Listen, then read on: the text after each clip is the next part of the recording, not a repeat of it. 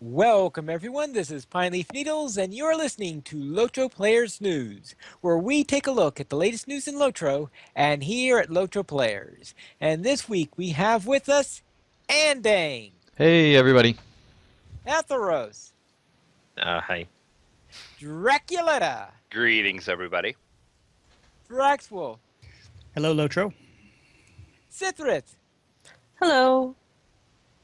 And this week our big news is Update 15 has hit Bulwer, but we'll begin with the latest producer's letter. Yes, we have a producer's letter this week, and what is this letter all about?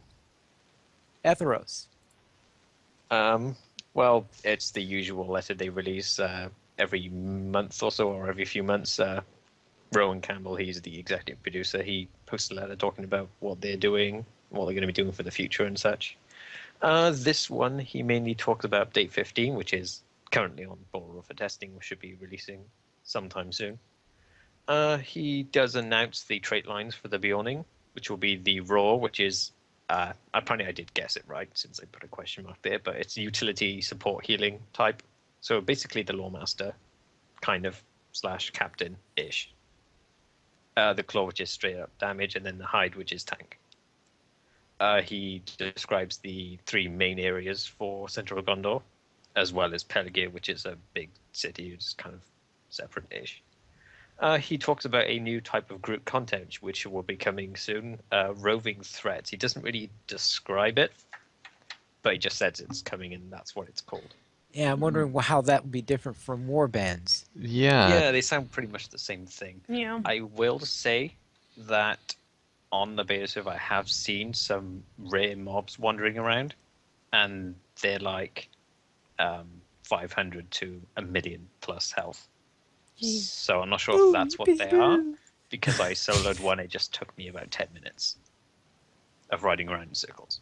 I'm wondering if those are just elites that are out in the land, or if those are the roving threats. It'll be interesting to find out. Either way, I got no loot for it, so it's a waste of That's disappointing.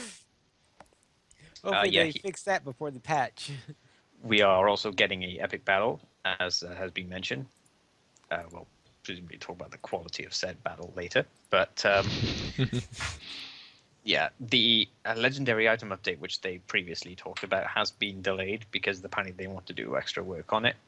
It's going to be sometime in next year, possibly before April, but probably around that time for the anniversary update as well. And then the same as before, Osgiliath Minas Tirith 2015.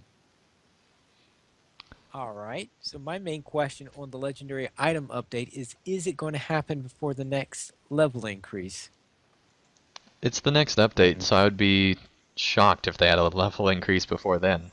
Assuming that it does come why can't they just with that destroy the whole update. system? No, well, the question is whether it will be at the same time as or before. Because I mean, That's a good because point. that's because if they are delaying it, I will hope that you can do it to a level 100 item because a lot of people banked on getting that trait for level 100 item. The only reason I put so much effort into the ally I have now is because I thought this would be the last time I'd have to do it. So yeah, I hope you're right about that. Because I'm going to be peeved. I think quite a number of people. If it hits the test server with a minimum of level 105 in order to use this ability, yeah, there will be a lot of people peeved, and I suspect that the roar might be loud enough to be heard through the test server. Get Turbine to change it before the update. I would be surprised if it was higher than 100, because assuming it comes the same day as the update, would it make sense to make it be at the end of progression of the update? Why not just start it at level 100 or 101 or somewhere in there? It wouldn't make much sense to do it the other way.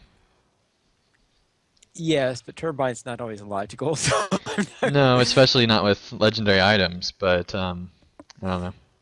All right, we'll have to see. Hopefully hopefully update 16 will be before the cap increase, or that, of course, is that the imbuing can happen at 100. We'll see what happens there. But let's go into the patch notes for update 15 and what people have been doing related to that. So let us begin with the previews that we're having, and we had a landscape preview video. And Dang? Yeah, I'm actually going to pass it on to Atheros and let him cover the positive sides of the landscape. Okay then. Okay then. God. Okay, the way I would probably describe this is kind of while West Gondor was sort of revolutionary in that they introduced a whole lot of new assets and new looks to everything and new trees, plants, etc. This is kind of a refining of what we've already seen. So you have like the sort of Mediterranean slash drier, deserty kind of landscape, which we saw a little bit of in West Gondor, but now it's kind of a whole, one of the three regions is basically that.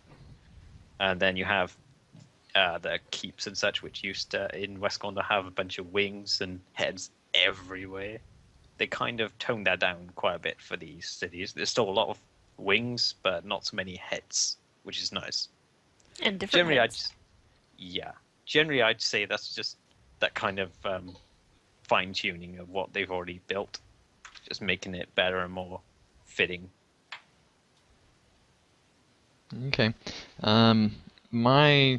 I agree. There is still a good amount of diversity in the landscape, but I feel like that everywhere that I went to, aside from Pelagier and this one lighthouse, I'd seen it before and I'd seen it done better.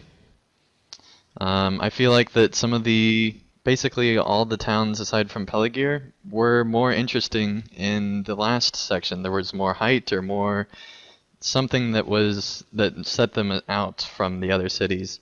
But with this area, it feels like that they're even less interesting. I'm wondering if that's more a lore restriction or if that's more that they're wanting to really focus on Osgiliath and Minas Tirith and get that done really well.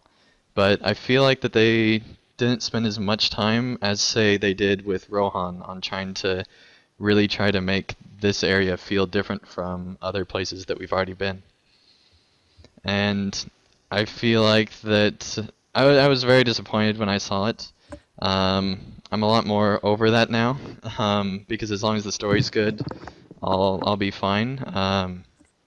And there is a little bit of new things, like there's sandbars and things like that. But I don't know if that's going to be enough, especially with some players that were complaining already about the zone looking too much like Evendim with Western Gondor, some of the buildings and things like that. Well, these structures, it's just a lot more of the same that we've seen already. And I don't think that they're just placeholders because it seems very much more fleshed out than normal placeholders are when Turbine puts those in. So they could still go over it with another level of polish, which I hope they do. But right now everything just feels too similar, and I can't say I can't point out individual towns because they all seem the same aside from Pelagier, obviously. I don't know. I feel like that this is the first time I've been disappointed by the landscape, and it just didn't blow me away, and it's sad to see that. All right. Anyone else have any comments about the landscape before we go on? Sithrith, what do you think about the landscape? Yes. It is a landscape. Honestly, I haven't really looked at it too much. I rode around a little bit in the first zone and a half of Central Gondor, but honestly, I don't think I've ridden around enough and looked at it enough to form an opinion on it yet. Okay. I did just remember that part of the reason I think that I am not enjoying this part as much is because of the Dawnless Day. And it takes away a lot of the beauty that was there in Western Gondor, which it's supposed to. But it makes the zone feel a lot smaller because it doesn't have those vertical clouds and things like that. And I think that that's a big detriment to it, but there's no real way around that because you have to have to do the Dawnless Day, so Yeah, because that's a very important point of the lore. I'm not sure I'd say it makes it feel smaller. For me, I think it makes it bleak and very Angmar-y, which is is kind of has a reputation for people not wanting to be there too long. I'm thinking that more than anything else might be a more long-term problem, especially depending on how long we're actually here for. Because obviously it's just going to be pretty much the main hub now, most likely anyway. Except for the people who would heavily craft. yeah. And with the Dawnless Day, that makes being in the same location, it basically looks the same every time you go through there. Whereas before, you'd have like sunrise and sunsets and different types of clouds moving through and stuff like that, and it The really color takes away from does the change a diversity. little bit. It does a little Depending on the bit, time but of you have to look for it. I would think that in Think- central Gondor, you should still at least have a brief sunset or something like that due to its You do kind of position. see the color, at least kind of reddish instead of. Oh, gray. okay. But it doesn't break through. So I don't know. Yeah. Part of the problem is that this isn't going to go away either. Osgiliath is Yeah. going to have it. Right, this is what we're gonna be have with. it. Yeah, because Yep. the reason why I'm saying is that because when Frodo, I think it is going through Ithilien, he's able to see the Yeah, it's still sunset is able sunny. to break through. Yeah. So. Yeah. Dun- All right. Well, that takes care of that. So let's go on to the Bjorning. So Sithrith, you had a first look at it. What did you think about this new class? I like it so far. First things first, I really appreciate that they actually did a whole set of new cosmetic armor for the Bjornings to wear when they start off. And the female Bjornings and male Bjornings have different cosmetics, so it's not even just one cosmetic. Each of them have separate cosmetics, so that's really nice.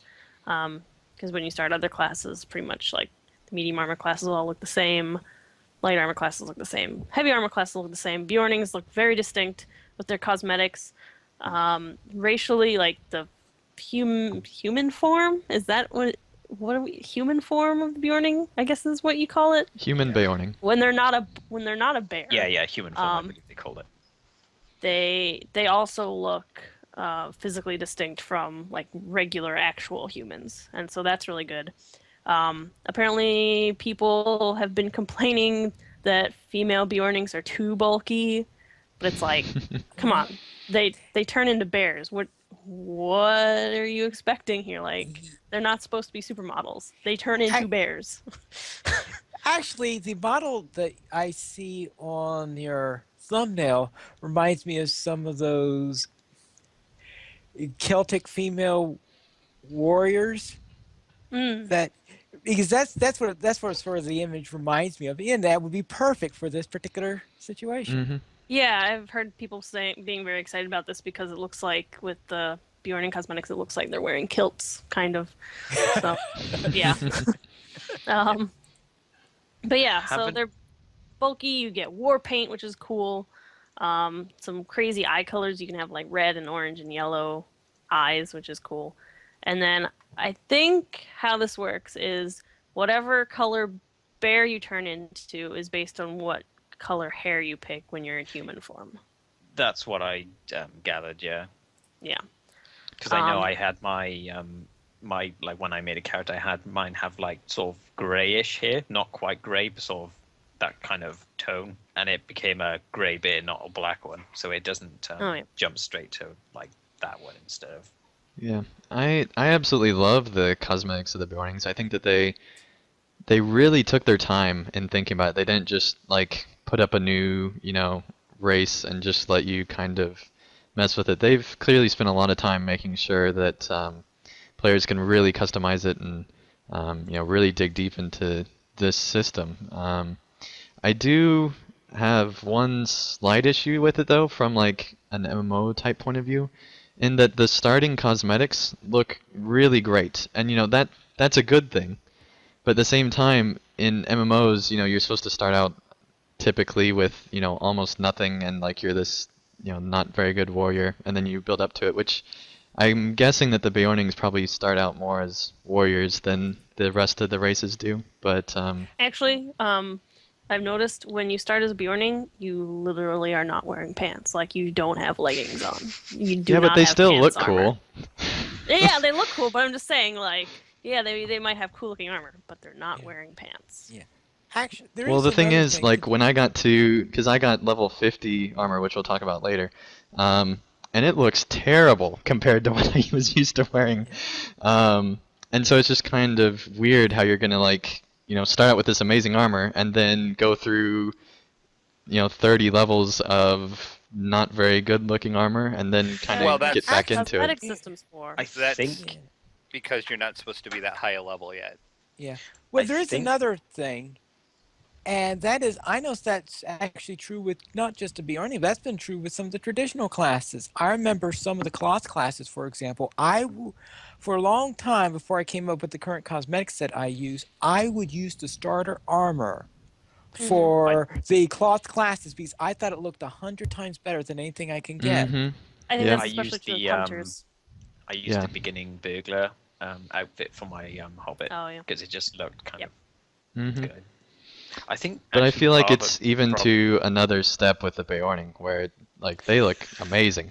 It does look impressive, I I must think say. another problem is that the Star Beyonding obviously Zap is Beyonding themed, but there is, as far as I know, nothing else in the entire game that has a Beyonding theme or even remotely close to that sort of Yeah. style. Everything else is all metal or leather. So Mm-hmm. unless the player uses that outfit for the whole rest of the game, they're gonna kind of look a little odd. And that's what Switching from a I full felt suit of like. armor into a bear. That's what I felt like. And you basically like I had to just equip that cosmetic and take off the boots because I'm a shapeshifter. I'm kind of like Hulk. I gotta gotta get all the things that are in the way out of the way. So So I had a question about armor because didn't they originally say that it was going to be a light armor class? Yes, Indeed. I Now it tested is this. medium. It's actually light and medium currently on the beta. That might be a bug, but it is currently light and medium. from what I've heard, the medium armor recipes can now churn out might on the armors too. Mm-hmm. And So so I I'm think it's guessing that intended. they might have originally thought it to be a light class, but at least right now in the beta, it seems to be a Easier with- medium. Yeah, I think light might be too squishy. Which, Mhm. yeah, that'd be really weird for a tanking line. Yeah. Yep. All right. Any other comments on the low level one before we go on to Andang's look into the high level? I really like the white bear. That looks really cool, I must say. Just total side note there, but All right.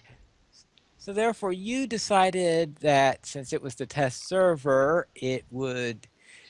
you could just spend tons of turbine points and create a level 50 character. yeah, How for the would they record, I feel didn't with the spend combat? real turbine points. Yeah, You I can't know, spend I real know. money on beta, It- just it- for the record. Yeah, it was beta turbine points. Yep, and I actually spent about 4 hours testing the Beorning and seeing how things worked. Let's start actually with level 1 progression. At the beginning, you have basically 2 attack skills, a skill to turn into the Beorning, and then a bear attack skill.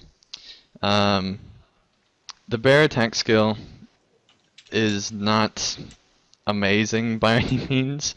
And so basically you turn into bear form, you're able to press one skill, and then that skill goes on cooldown, and you get out of bear form before you can use it again.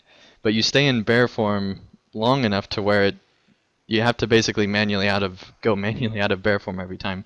I think that they could improve it quite a bit by starting out with 3 skills in both the man and the Beorning, or at least 2 in each, because it is really not satisfying at all at the start to be in bear form, aside from just like, oh cool, I'm in bear form.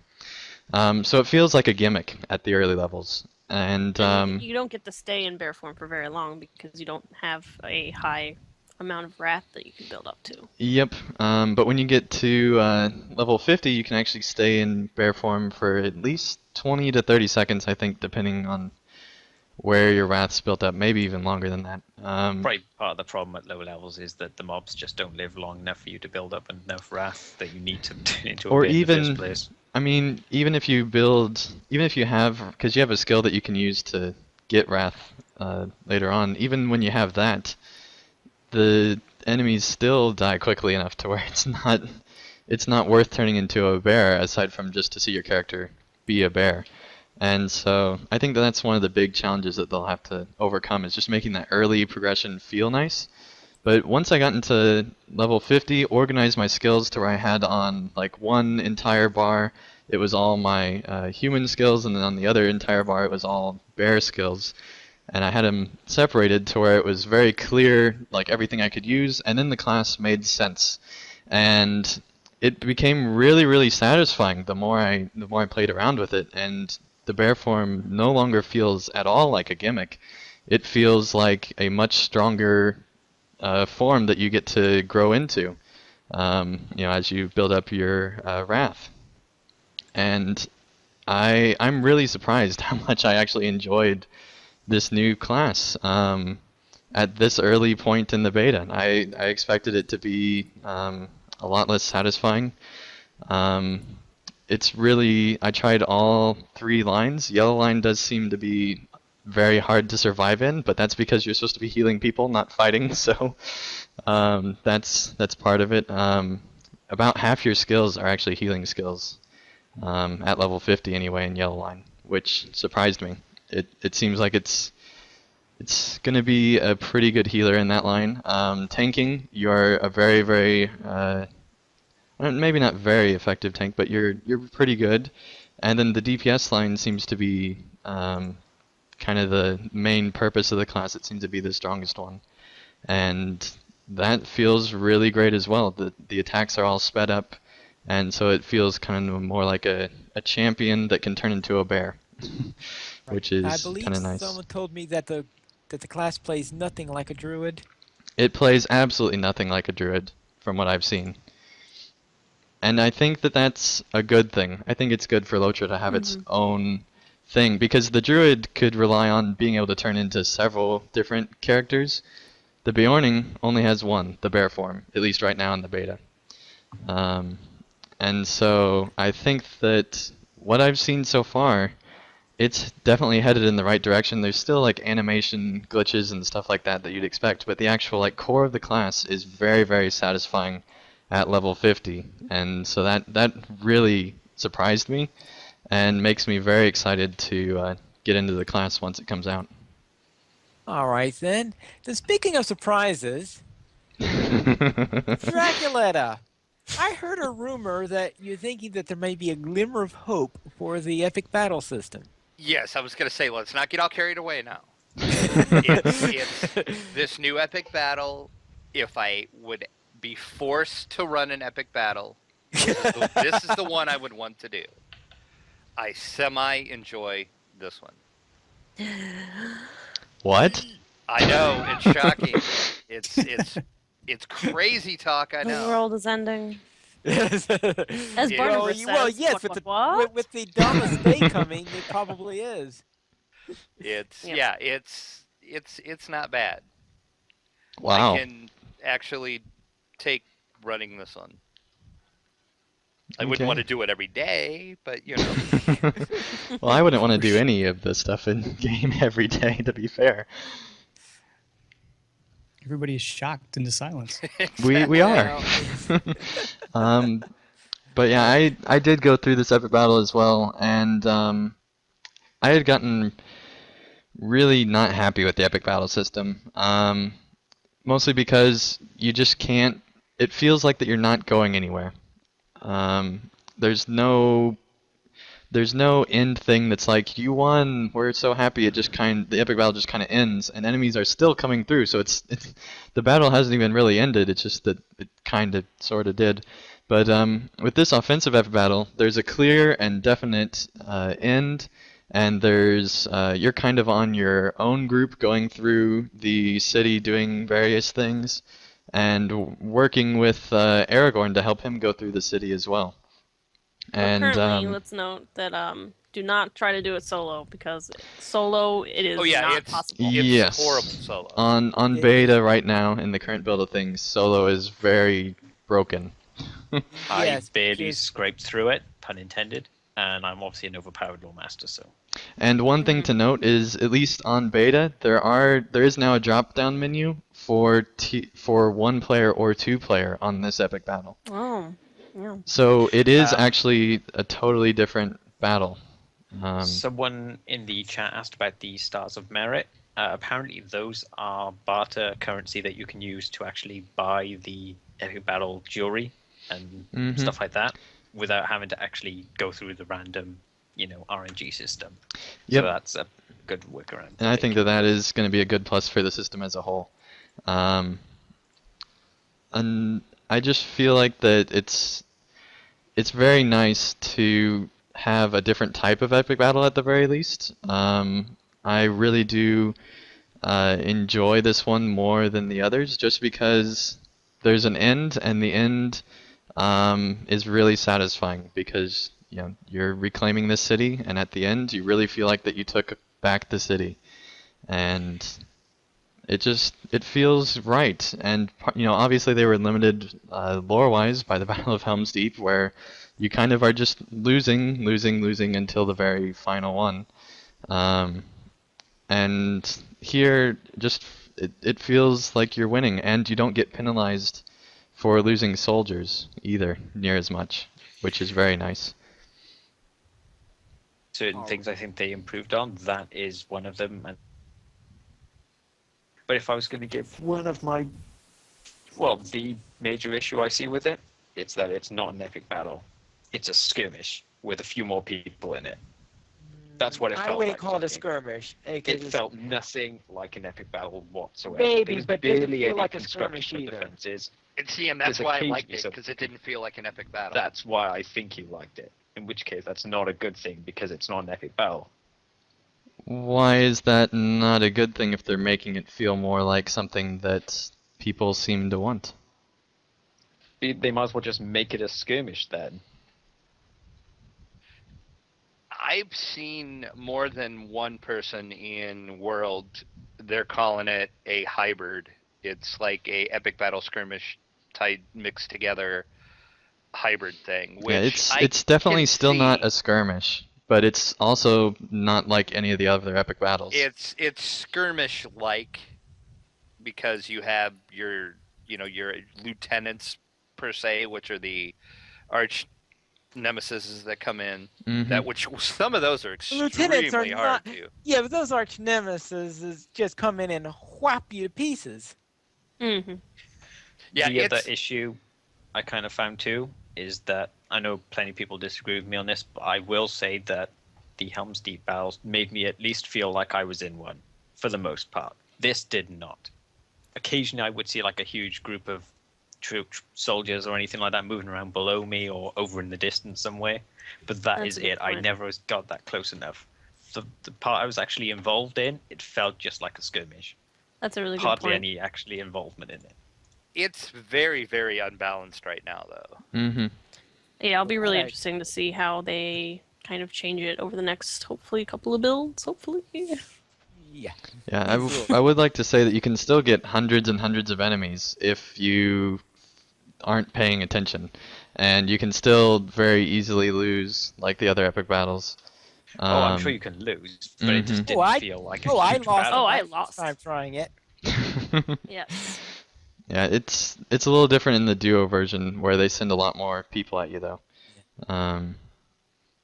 So They sent a lot more. I felt like I had a duo's worth of people coming on top of me. I had 20 or 30 people there at the end. but somehow they send more, but they send them at different like wavelengths to where it feels much more balanced, at least on the duo. I'm sorry, 30 people against me at once is not balanced. Especially when there's an arch nemesis pounding me on the head at the same Yeah. time. Like if it was 30 people and they were like all swarm level mobs. Well, keep maybe. in mind you have your 8 or Yeah, so yeah, people the helping you dumbed out too. wins. Yeah. They're better here than I they don't are in the know. skirmish, to be fair. I just feel like, at least for me, this felt about as much as like an epic conflict as the Dol Guldur skirmishes did, which is not at all. That's just the way I felt about it. I felt like they felt a little bit more epic than those. I Not think by much, in particularly any case. with the ending and stuff like that, where there actually is the battle going on and you can actually fire into them. I think that might be my problem. Like it's for a captain, I can't do enough AoE DPS to get very far in the skirmish, so I haven't been able to see the end.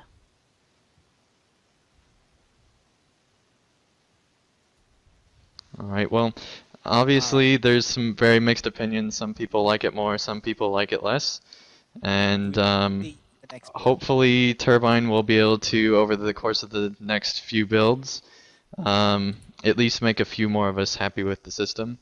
And at the very least, get it polished into a good state. But for me personally, I found it a lot of fun, which I can't say the same for the others. And Theros obviously is the exact opposite.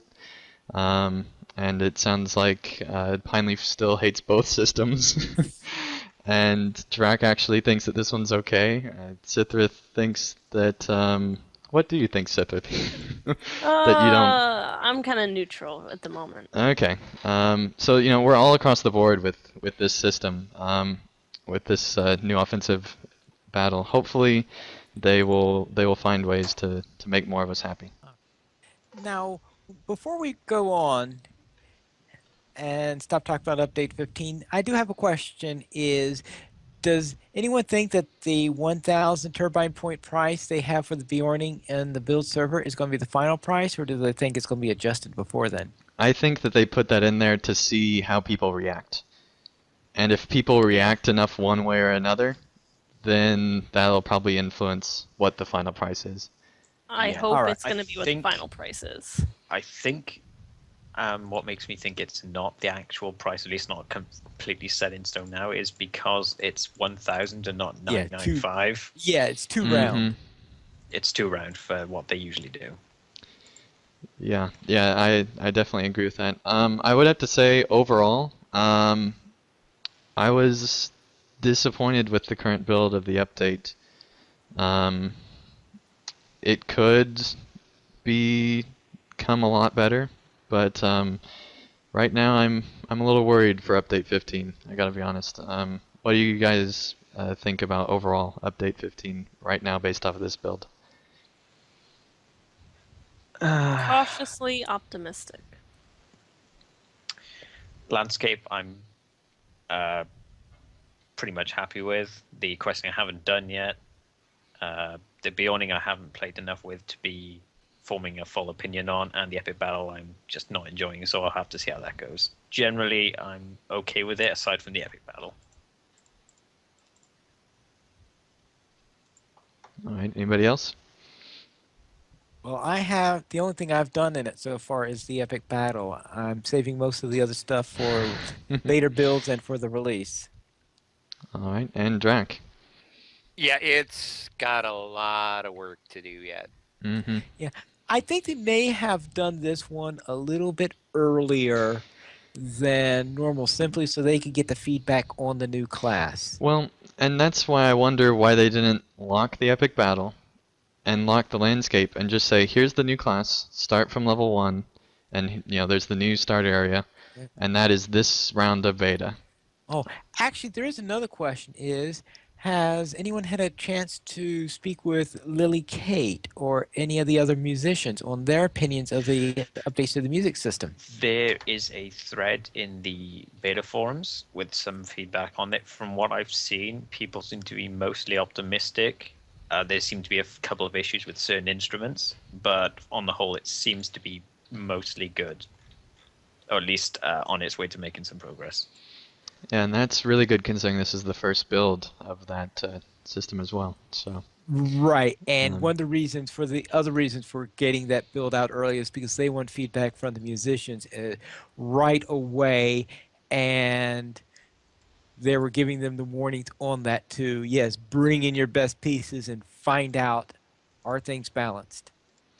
But aside from the Bjorning, which I think they did need to test right away, do you guys think that the rest of the beta should have been up for testing?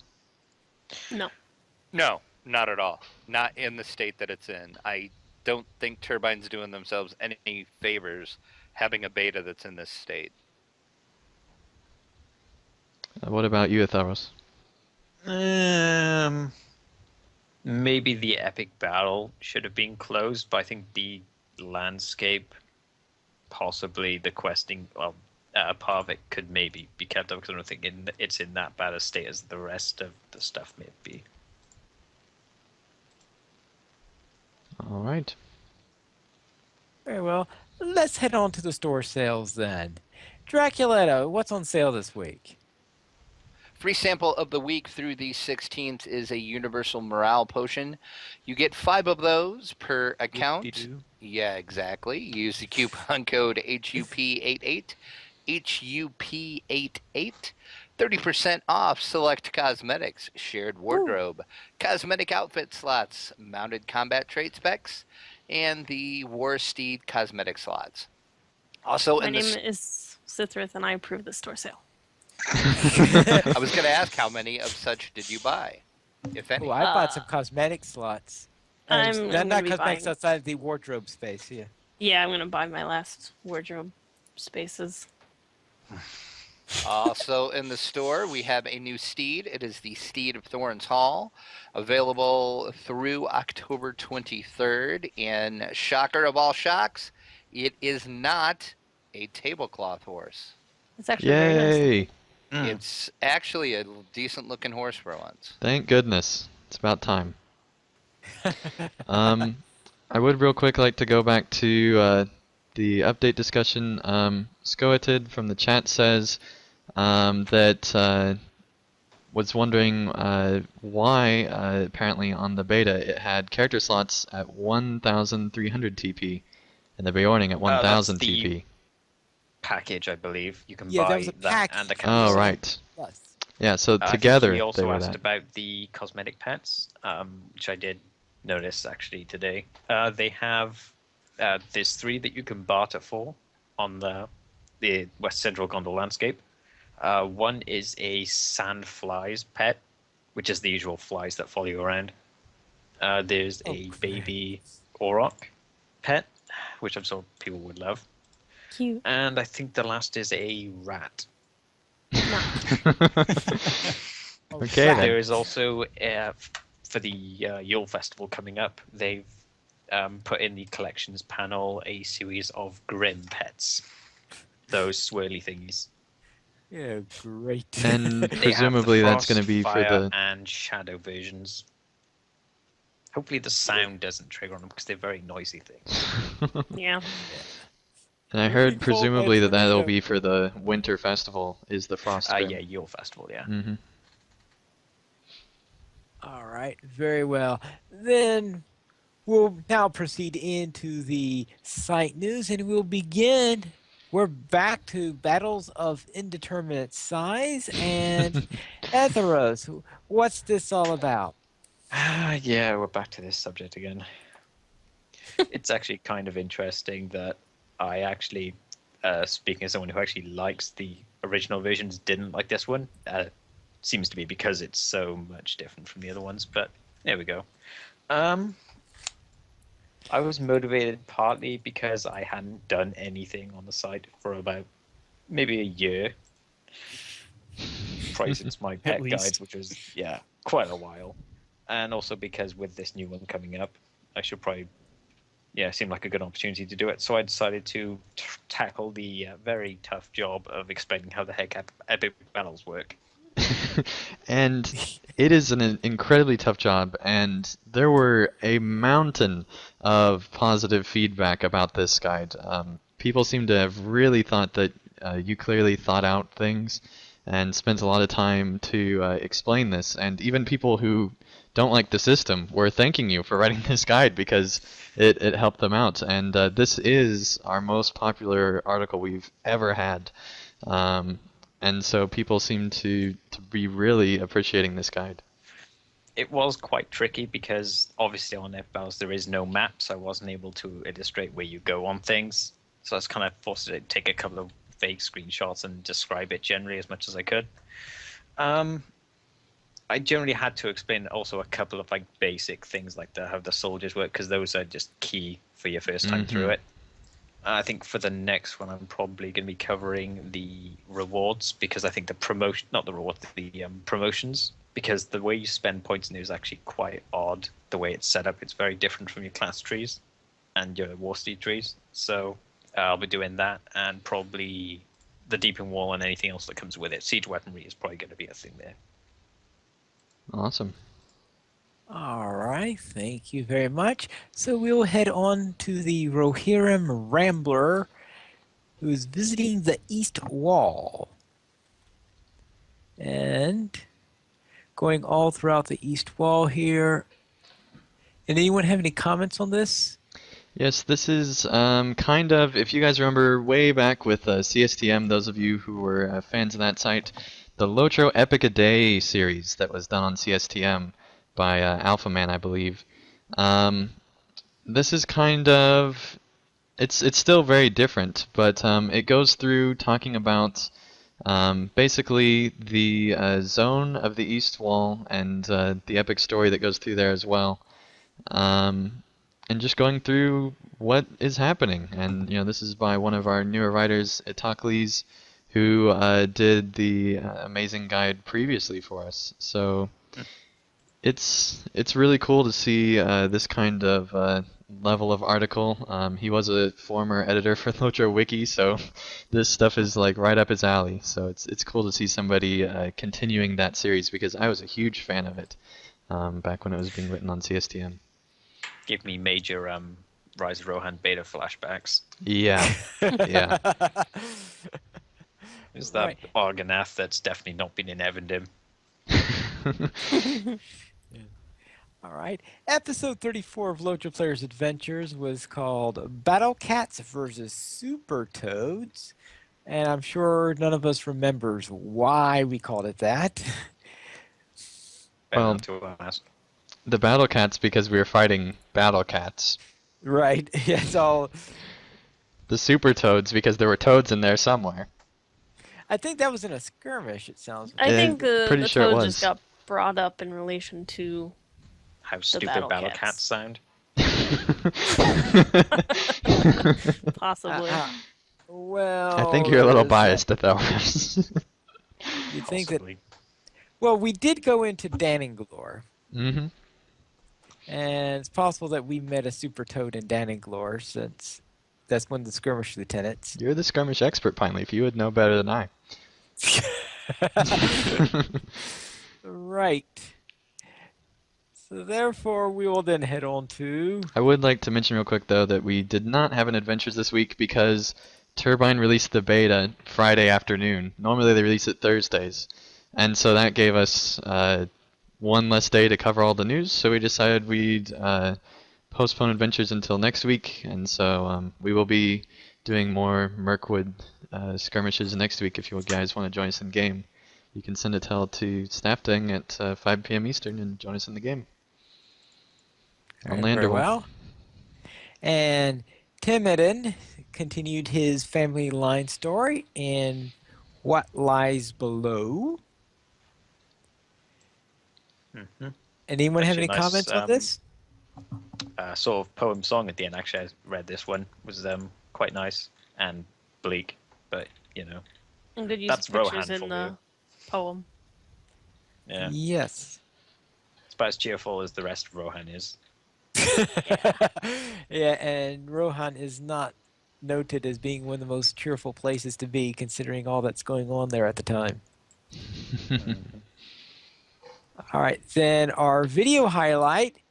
And you need to have liked Sapiens when he dressed up like Legolas. I thought that there was, no way I could get through this series without covering Sapiens being dressed up as Legolas. Whether I thought it was good or not is to be kept secret, but I think that it was really funny, and it was also neat to hear the Extra Life stuff that was going on back then. Basically, a year ago. This was on October 7th, 2013, when this community update came out. And so it was really neat to see what was going on in LOTRO a year ago, and also see Sapiens in a really bad wig. Right.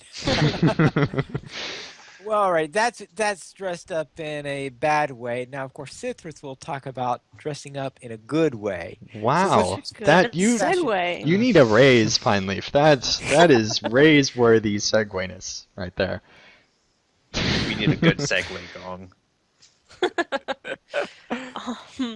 Yeah, so this week's outfit is called Dunland Planeswalker, and it's a like Dunlanding woman outfit. I'd never really done a Dunlanding outfit before, so I figured I might as well give it a shot. So there's lots of oranges and siennas in this outfit, since that's a lot of what the NPCs wear is a lot of orange. No kilts, because I made this outfit before Boar went live. But yeah, I am working on some Bjorning outfits dedicated to each of the 3 trait lines, so that's a thing that you should watch for. All right. Very well. And we'll now head into Brax's pick of the week, which is when MMO slip into maintenance mode. Yeah, we've had kind of an upbeat episode so far, so I'm going to do something about that. This is possibly the most depressing episode of LOTRO Players News we ever had. If you guys need to, like, pause the podcast for a little bit, go out and, stretch your legs a bit, and, try to, get happy again, then feel free to. But that's clearly, really promoting your segment, Brax, now. Yeah, I apologize, but here at LOTRO Players, we like to cover all angles, and this is no different today. We talk about the updates, we talk about the excitement, and then we talk about other people's perspectives that may not be quite as upbeat. And of course, perspectives depend a lot about how long you've been playing the game, how you play the game, what you enjoyed in the past, and what they're doing in the future. So, as you keep that in mind as you kind of read this article that's linked in the show notes. As Pineleaf said, it's called When MMOs Slip into Maintenance Mode. And Ian Williams over at Paste Magazine wrote this about a week ago. And really, it really is a sad article. And it kind of laments the life cycle of an MMO. But specifically, he points out specific points in Lord of the Rings Online that he believes has led to a decline in the game.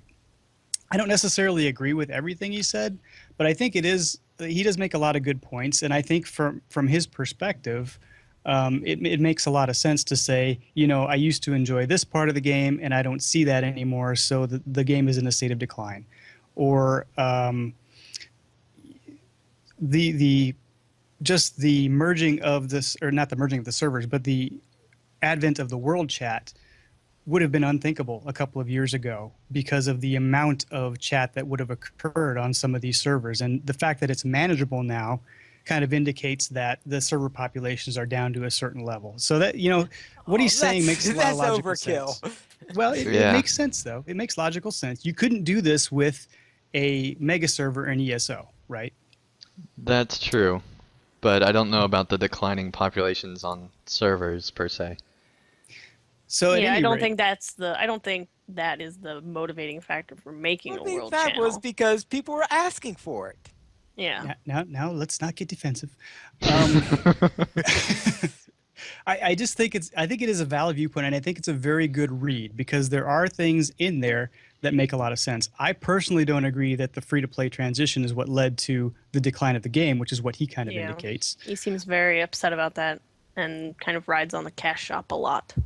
Right. I mean, my viewpoint on that is a subscription-only model for LOTRO would not work in today's MMO market. And the fact that free-to-play happened has actually extended the life of the game. That's kind of Well, I mean, a subscription-only model isn't working for a lot of MMOs, and a lot of them have switched to free-to-play because it's just not sustainable in this market. Yeah, Exactly. I'd like to think that LOTRO would survive in either market, or, at the very least could have gone, LOTRO didn't go to free to play because it needed to, it went because it wanted to. So I think LOTRO could have probably survived either way this long at least.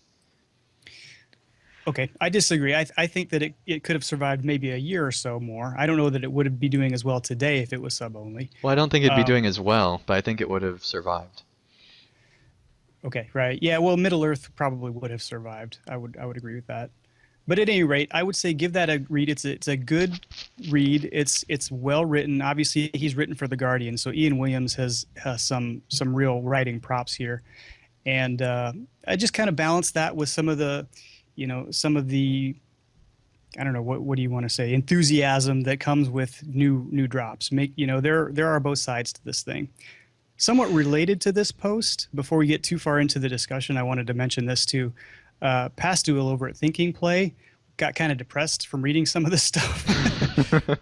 So he put a survey up on his blog called the State of LOTRO Survey, because he's interested to see how often people are playing and what their favorite activities are, and who's still playing LOTRO and stuff like that. In fact, Massively had a daily grind this week, who's still playing LOTRO, and it had quite a few comments. I know because I accidentally subscribed to the email updates to that thread, but a lot of people are still playing, and I think if you are playing and you'd like to kind of answer the survey and put Pastuel's mind at ease, that link is also in the show notes. There's several questions about your play style and stuff over there.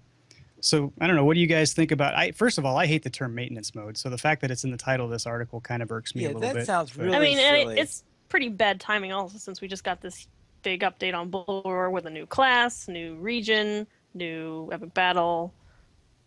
It's bad timing. It's obviously not maintenance mode. Yeah, I think he's taking kind of a larger several-year view, starting with probably prior to the Mines of Moria drop, because it sounds like he's been playing for a long time. Ethelros, you have something to say. Besides the All sign. right.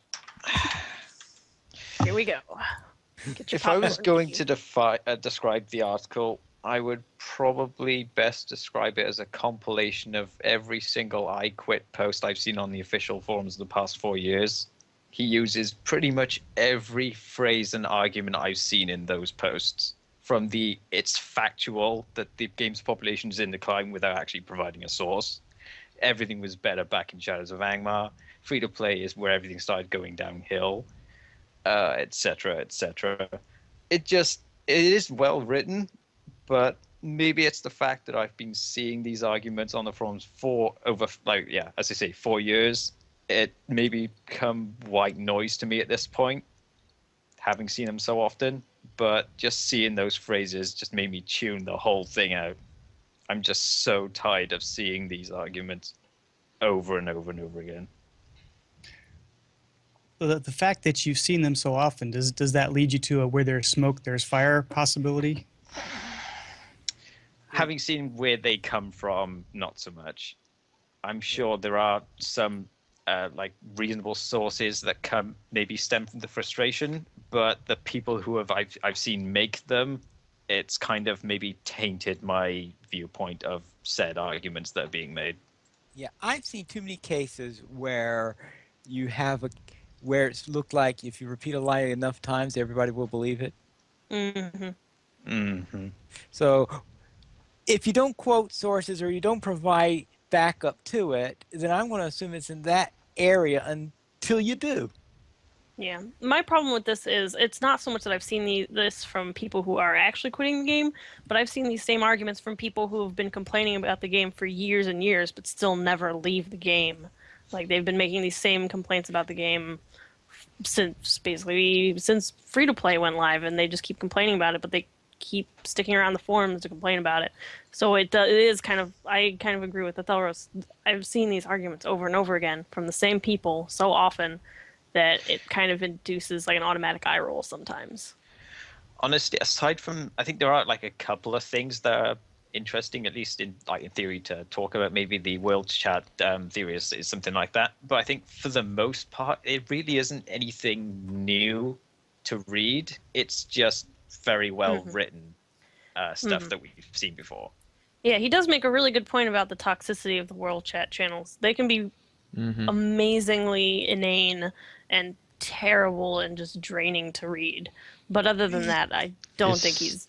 Yeah, but that's been Especially true with on WoW for beta. 10 years. Especially on beta server these last couple Oh yeah. days, it has been like I think You it would really think. affected my opinion a little bit, and that's part of the reason why I was so upset in my initial reaction to the update was because of the World Channel, and it's Yeah, we because just had that conversation last night. I literally, when we were running that epic battle, I had the world chat and I had to turn it off because I could not take watching the world channel anymore. Yeah. I think there's And it's something to be cautious about too, as a writer or as somebody who is, putting your opinion out there, is that it's very easy to take your own experience and project that onto, well, everybody else is feeling this as well. I mean, this is why marketing people actually form focus groups, because they don't want to just take their own experience Mhm. and try and sell a product the way that they would want to be sold, right? They actually want to see what other people would want to be sold, how they would want to be sold a product. So it's very, very easy, and it's actually kind of human nature to project your own experiences onto everybody else. And I wonder if perhaps because Ian has been through this long life cycle with Lotro, if he just, jumps to the conclusion that, well, I'm not on as much, my guildies aren't on as much, that must be what's going on in the world. It's not an uncommon way to think. You see it a lot on general online communities, not just Lotro, not even just games, but TV shows and all other sorts of media and stuff like that. Seems to be quite common. All right. I think that's enough of that for the moment. So let us go on into the Beyond Lotro.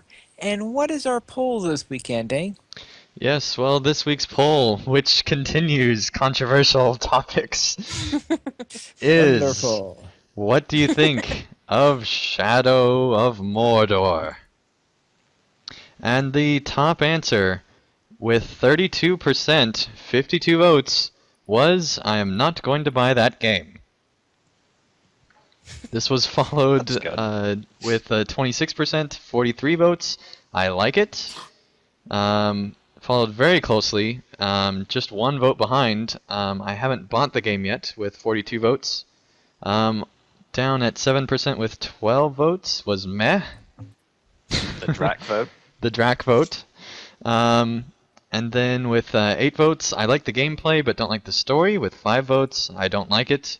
3 votes, other. And then nobody voted they like the story but don't like the gameplay. It's so amazing. I know, it's so surprising. My personal opinion, which I'll be writing a fuller post hopefully sometime in the next few weeks, but I like it. I mostly like it for the gameplay. It is nice though to see some of these characters in situations that they wouldn't normally be in if you get around the initial lore break. But really, just the gameplay is so satisfying that I just want to keep playing it. To be honest, it's that simple. It's currently my game of the year, so there's that. Yeah, I'd say the same, and part of that's because there really aren't that many games that have come out this year, that are AAA at least. All right. Surprisingly, I voted that I would not be buying the game. And that was my vote also. There you go. Itacles says it's Assassin's Creed with orcs. Not so much. It looks like that from the outside, but I'd say it's much more like Batman Arkham Asylum than it is Assassin's Creed. And part of that's just because the combat is so different from Assassin's Creed, and then the Nemesis system makes it to where you're not just like assassinating people like you do in Assassin's Creed. It definitely feels very different from that game, but there's obvious parallels, especially if you just watch the game. It controls very different though. The Nemesis system basically has you kill everyone normal like Assassin's Creed, and then suddenly someone comes up and kicks you in the butt. Yep. And then you die, and then you get promoted. Yeah, and just having there was one orc that I threw off a cliff and thought he was dead, and in fact the game told me he was dead, the game lied to me. He actually was alive, and he grew in power, and now he's like this like super tough orc, and I just run away from the guy whenever he comes around because he scares me. I'm afraid of this orc that I thought I had dispatched, and he grew from like this very small rank to become this super powerful person. And I'm only like 5 hours in, so There's a thread I follow on the Escapist forums, which is sort of like just a gaming general forum, or the Escapist magazine, I should say. And a lot of people have had like their own stories for these orcs that have come up or uruks that have come up and just beat them up, and then they become infamous and they have their sworn enemies. And the thing is, like, people seem to actually be invested in hating them or liking them or wanting to kill them really badly because they beat them. It's that kind of emotional reaction, I think, is just the really good thing about it.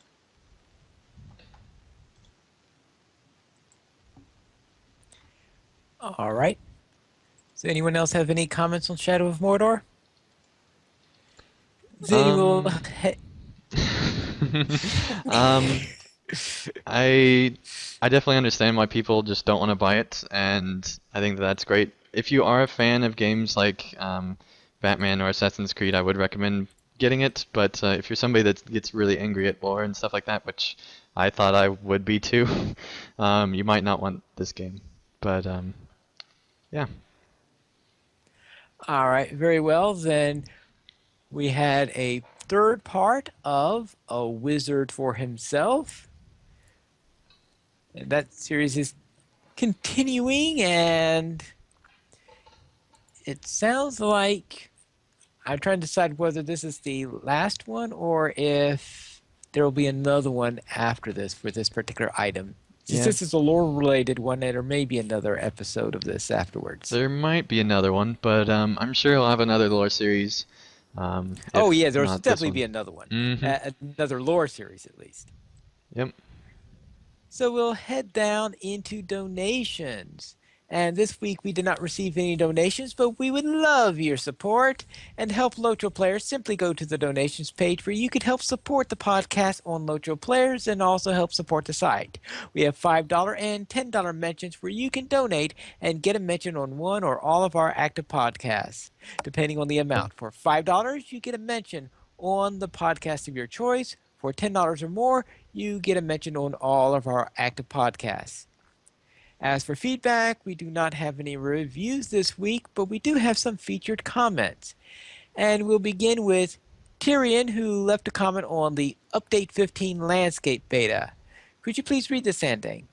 My article, I get to read the comment, okay. It is pretty similar in parts to Western Gondor, but I think that's to be expected from what it is essentially half of the area that doesn't get too much coverage by Tolkien. However, there are some gems across the landscape which make it stand out. The sandy islands continue for quite some distance into the Anduin, and at the furthest one, you'll find a rather confused band of corsairs who've been finding ways to amuse themselves. ... To that's the best ellipses I think I've read. To the north of Lynn here is one of the most stunning areas that we've ever seen in Lotro, and a cousin of Goldberry and the Red Maid of Agarwin is responsible for this beautiful section of the zone. And then the third point is proper beaches. In Western Gondor, the only beach we really get is in at Hashadir, south of Dol Amroth. But here the sandy dunes stretch on for miles, making it seem more like Evandem. In Tor and Imil, probably spelt wrong, and really give the coastal feeling that seemed to be missing in parts of Western Gondor. However, I did think that the Dawnless Day effect, and the fact that they've reused the awful big battle music, in addition to the increased volume of the wind, means that Central Gondor is far less impressive, and also has much more of a depressing feeling about it, unlike the bright blue skies and screeching gulls of Western Gondor. Do you have a rebuttal? I I'm- pretty much agree with most of that. Those are some standout points. I still feel like it's not quite strong enough for me as far as a difference. But I can definitely see that being enough for a lot of people. All right, I'm then. not sure how those points make it less impressive per se. More depressing certainly makes sense, at least the darkness part. Well, But I mean, for me, it takes away from scale. The Dawnless Day takes away the scale that was there in Western Gondor. It just, you're basically cutting out half of the vision you'll see when you're moving across the landscape and turning half of it to just complete dreariness. And at least Angmar and places like that, they were like green Technicolor skies and stuff like that. Like there was stuff going on in those things. Here it's just kind of like these dark, overbearing clouds, and there's really no way for Turbine to get out of that. That's just how this zone is going to feel. And I don't I know. guess that's fair enough. I think the way I saw it is that while that is true, that it is less huge, I suppose, at least feeling wide and open and clear and everything. It kind of just got replaced by, for me at least, with a feeling of dread and Well, that sort of feeling. my thing is It that seems I to work wasn't quite ready for the dread again. I feel like that, the burning villages and stuff like that, we already saw a lot of that with Western Gondor, or Western Rohan, I mean. And we haven't, Yeah, I feel Rohan, like that I it's think. not enough of a difference for me, because we already saw that change then, that it now feels not near as impressive that it's happening here. I'd say Central Gondor is far more ravaged than Western Rohan. It Western is. Rohan had It feels like one the town that was majority of gone. the entire zone, as opposed to Western Gondor, was really just the path from Isengard to Helm's Deep. So yeah, I definitely agree. It feels like more is ravaged, and maybe that makes me have a worse opinion. I don't know. It all feels very similar because maybe there's so much ravaging going on. I don't know. All right, then. Now we'll head on to Oh, Icarians. actually, I would like to make a final point that's just slightly related to this. In Pelagia, they have these sort of statue monument things scattered around. It's actually part of a deed, and on them they have inscriptions in, I think it's either Elvish or some other language. Oh, runes. I'm sure people will decipher them eventually.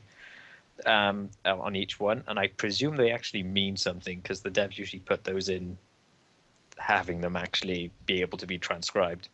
At least that's what they did in Rohan. So I'm sure people will find those and decipher them. I'll need to keep an eye out for that to see what they mean. Yeah, those are pretty cool. All right, very well. Now we'll look into Icarium's comment on Sithar's first look into Bjornings. And Sithar, could you please read this? All right. Karim says, I like the size of the bears. They look pretty big. I'm sure the graphical glitches will be fixed in time. I admit I'm not terribly pleased with how short the intro is. Maybe they'll add a bit. Jumping to 5 like that is a bit to my mind. I hope they don't cave on the Beorning appearance, though. I like that the female Beornings are big and bulky. It really fits. I've seen complaints already about how they are too square and should be more slender. I tend to avoid the test server myself, but I'm curious about the skill trees. I hear that the yellow line has a trait a bit like a captain's mark where those hitting the enemy gets heals. That can be fun. I wonder if it will stack with the captains and how good the support role is. Also curious how well the tanking spec works. I'm hoping it's a strong, viable tanking tree. Finally, I'm really hoping that unlike Champions, where dual wield beats two-hand unless you're doing PvMP, Bjorning powers are tailored for dual wielding or two-handed and they're equal. Anything that either you or Anding saw on this that could answer that? I don't know. I mean, they are pretty big, and I mean, they make some valid points. I don't know if I think Turbine's just gonna have to mess with it to try to fix the things that he mentions. Yeah, I think. Yeah. God knows how to pronounce that. Scode T Yeah, says in the that's- chat that the females are kind of bulky, but the males aren't really that much different. They have Yeah. facial hair, which actually looks nice for a change. Yes, And they that have a was tattoo something I naturally, forgot. yeah. The facial hair looks amazing. I don't know I want that who for did mine. the texture job on that, but they did a great job. They need to add that to the normal humans. But They do. I digress. Yeah, the males don't really seem that different. Maybe that's something they could change to make them both sort of Bearier. Yeah. My only, Bearier. I think, barrier. I think my only criticism with the female Bjornings is there's not a whole big range of facial options. Like there's obviously all the like options you can click through, but there's not a whole lot of difference in any of them. Like it seems like they just took one of the female human faces and then did like slight tweaks here and there for each one. For the males, they seem to be pretty much the same. I think they just used the normal human males and just stuck them there. Yeah, and like the hairstyles, I think they added about like 2 or 3 new hairstyles for males and females, and the rest are just the Hobbit or human hairstyles. Whoopsie-doo, yes. Yeah. I mean, I'm glad they added 2 new hairstyles. I should try and see on the test server if you can get those hairstyles on not Bjornings. Now, that would be interesting. If that's like new hairstyles generally. I tried and you can't. They're Oh. only for the Bjorning. I'm also I mean, wondering it's if you can... it's still build 1 of the beta, so that might change. But I kind of like Yeah. the Beornings having their own hair, just the same way like the dwarves have their own, and hobbits have their own, and it just Yeah, feels that's kind of true. right that they have their own. I'm wondering if the males can wear the female outfits and vice versa. Or You can't those, like, because it's they actually are the they're the same item then. clothes, but they show up differently on Oh, that's a Mhm. shame. Yeah. else. Yeah, it's a shame, but I also think it's cool that they took the time to make separate things. I mean, I would like to have that like hood shoulder thing that the guys get instead Yeah. of the little headband, but They haven't done that before, have they? there are some cosmetics that appear differently on males and females. Like there's this one chest piece. I don't know what the name. I can't remember the name of it, but on males, like the sleeves are just straight normal sleeves, whereas on the females, for some reason, there's like all these like ties on it that make it look like a puffy sleeve pirate shirt. It looks like you have Right. like Michelin Man arms, and it's really weird. Or But like they that, haven't ever done it to this scale where it's like a lot No, of stuff. I don't have they? think so. I wonder No, if it's like that that. is more just because they wanted the female Beornings to feel like that they really belonged. Because I know a lot of people were saying, well, there should only be guy Beornings or whatever. What? They- Yeah, I don't don't know. know why people thought that either. I mean, they Um, could have just made them separate items at least, so people could Yeah. have both cosmetics. But maybe they Yeah. didn't want to have to add in the extra model for a male wearing that outfit. Yeah, it's twice the work essentially, but only for Yeah. 1 item. So I don't know. Or 1 set of All items. right, then. Let's go into our mailbag. Mike sent us an email saying, "Hello, LOTRO players. I only found your podcast this last June, and I decided to go back and listen to the old podcasts. So, in the past week and a half, I have made it through the first 30 episodes and learned some things. 1. Too much of anything, even a really good thing, hurts. 2. Episode 15. Atheros has the most amazing diabolical laugh. For the Fellowship Walk, he bid on being a guest host. 3. Pineleaf is amazing. Pineleaf is amazing at predictions. In episode 1 or 2, he already guessed we'd enter Gondor through the paths of the dead. Well, he obviously doesn't know the rest of my record concerning predictions. In 4, in the HD episode, everyone scoffed at the idea of a new class and laughed at the thought of a Bjorning. No, we didn't. Brax didn't. I think most of us were thinking, it's not really that great an idea, but then at the same time, we couldn't think of anything that was better. Exactly. Yeah. If I think I know that at one point I was saying they would have to do it as rather than a Bjorning as a skin changer in general, so that they could find some way of getting other races in there. Instead, they decided to make it a race/class, which I didn't think that they would come up with that solution. I think my exact words were no new class in 2014. Yeah, they were. They were. We did have Technically, we that. still don't know if there will be a new class in 2014. That's true. Delay it. Just have them delay Technically, it. we Just still so we're don't not know. wrong. Well, we have been seeing the new class because it's October and it's on the test server. Yep, but it's Not technically released, not though. released yet. Just have them delay it till 2015. Semantics. All right. I don't know what this means, but I thought I'd share. Lowney also sent us an email, and Etheros. Oh god, I haven't done this in a while. Where am I? Haven't read or haven't read an email on the show? I've read. Okay. Hi all. I would give you all a named hello, but that would take longer than typing this out. Smiley face. Of course, I want to thank you all for the time you spend on bringing this podcast to the community. It is very much appreciated by myself and countless others. Well done. I have a question that kind of scares me to think about, and I hate bringing it up because of that, but we have been told by Turbine that come update 15, we will be able to level our legendary weapons and items along with our characters. This was met with great praise and a huge sigh of relief by the community. A lot of sighing. No more deconstructing Sting. Kind of. My worries concern whether or not the level 100 weapons and items we currently have will be able to level with us, or are we going to just have to deconstruct one more time, get a new level 100 item after update 15, and then that one will level with us?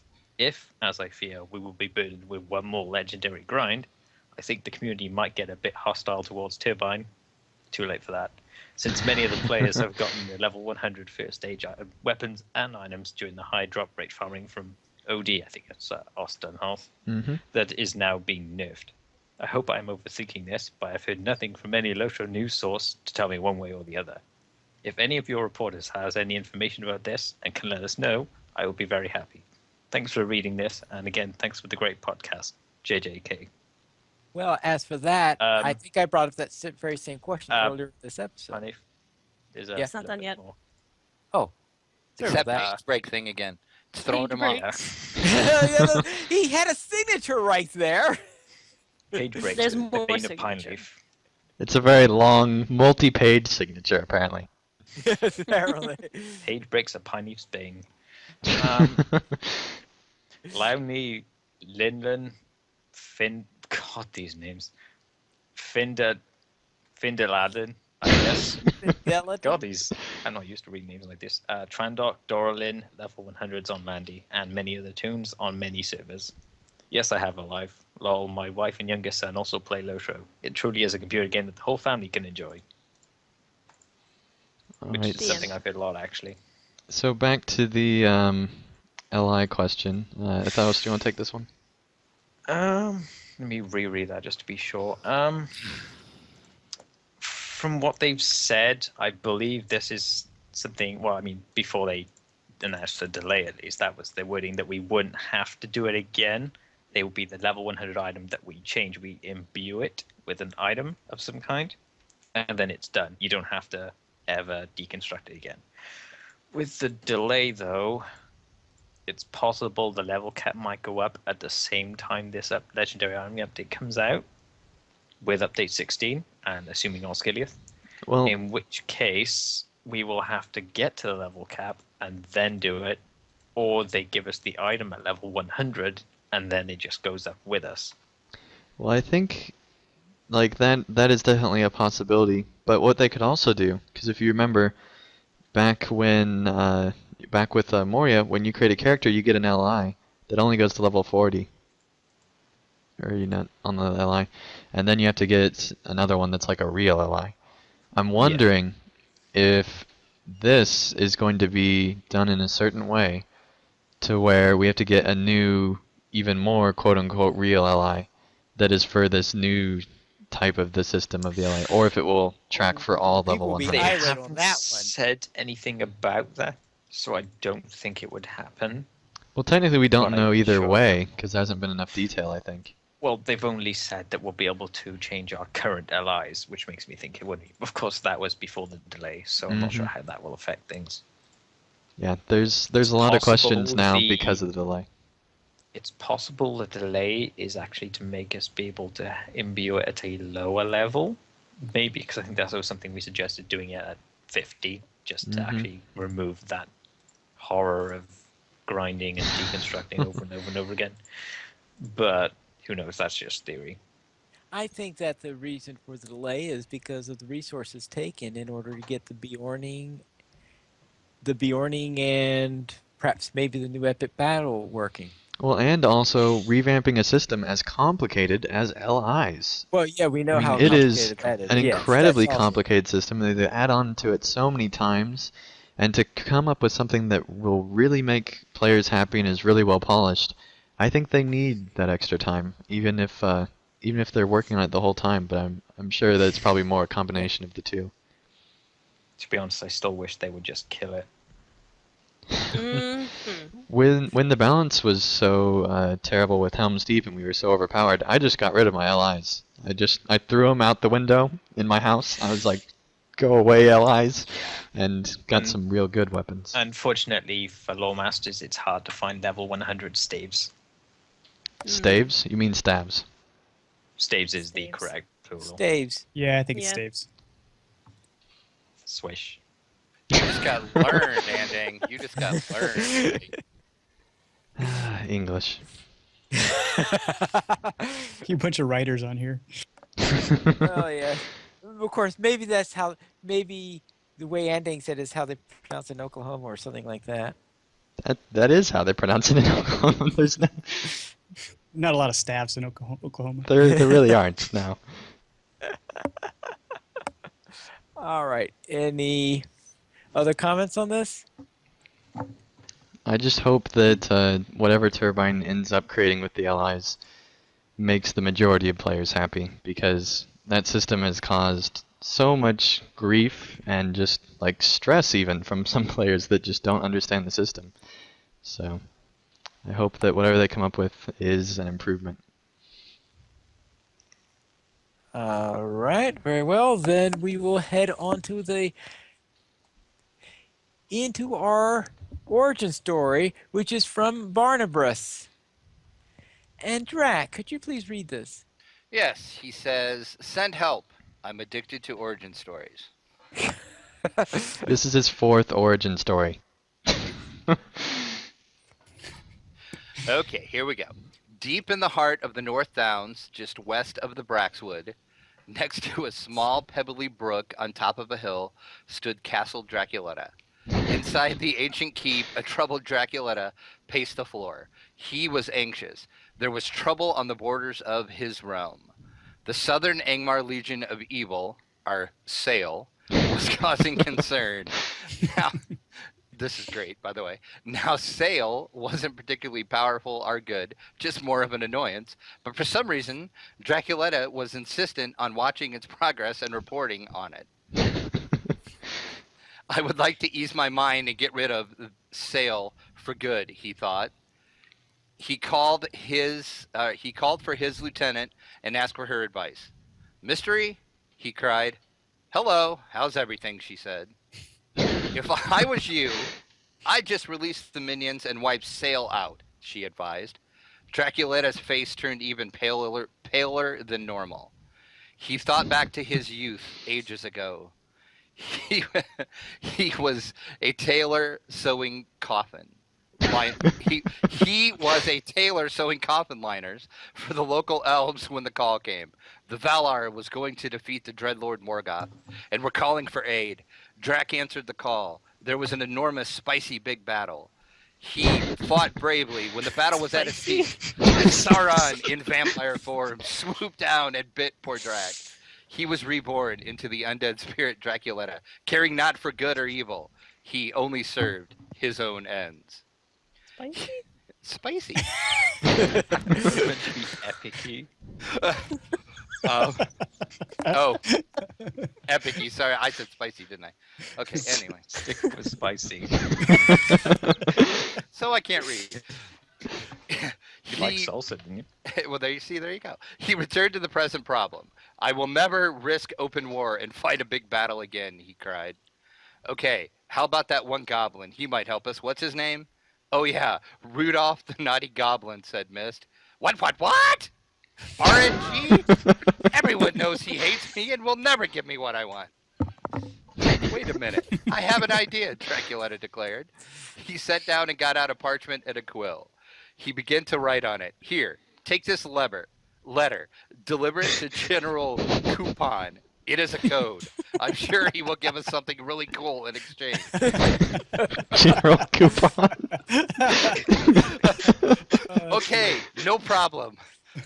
I'd do anything to get out of this zone, replied Mist. She left the room, and Draculetta returned to his thoughts.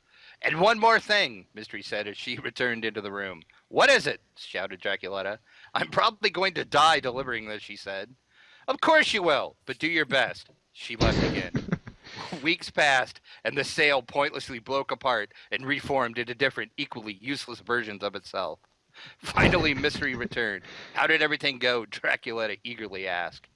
Pretty good. It was a long walk, but I only died twice. Mystery brought a large box into the room. Draculetta ran to it and yanked it open. He peered inside. The entire box was filled with legendary weapons.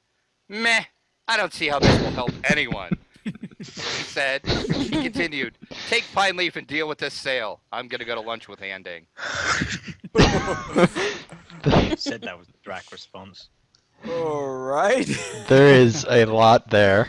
There is so much in that. I mean, that Just have the whole thing be the title. The whole thing be the title. That's a pretty long title. it's just amazing because you could tell that he listens to this. He listens to Academy. It's like there's so much into that. That's great. That's got to be one of my favorite ones, I think. They include the sail, the RNG, and sewing coffins. That part, though. Man. And General Coupon. That one's good, too.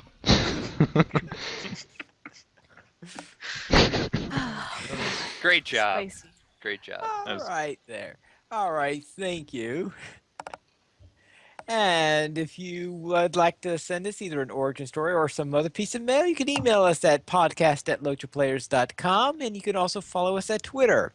You can follow the Players Alliance at Players Ally, LOTRO Players at LOTRO Players, Anding at PVMP_Anding, Braxwolf at Braxwolf, Sithrith at Sithrith, Draculetta at Draculetta_72, Hetheros at Hetheros, Lilykate at LilykateBuggins, Mystery at MysteryXOX, and Pineleaf at Pineleaf Needles. And you could listen to our live shows, which are twice a week on Mondays at 8:30 p.m. Eastern Time, U.S. Eastern Time. We have DDO Players News, and on Saturdays at 8:30 p.m. U.S. Eastern Time, we have LOTRO Players News. And you can join us for our live shows at lotroplayers.com/live. Now, before I go, I would like to say I did, as you know, look things up, and apparently my dictionary accepts both staves and staves. Yes! Redemption! Did you seriously look that up, finally? Yes. That is amazing. Did you get that Oklahoma dictionary? When he says looked up, Pineleaf really means he just went to the library of his mind. Because I that think thing the is real better than question any is, dictionary. How does So Tolkien define it? Yeah. We would have to go to the Oxford English Dictionary for that, since that's the dictionary that Tolkien Off you worked go on. then. Off you I go will- then. We will do that during the afters and put it into the show notes. You could join It's us. important. You can also join us on Langeville for LOTRO Players Adventures each Saturday at 5 p.m. Eastern Time. Thank you, everyone, for listening. And that's all for tonight. And remember, this is Pine Leaf Needles. Please skirmish responsibly.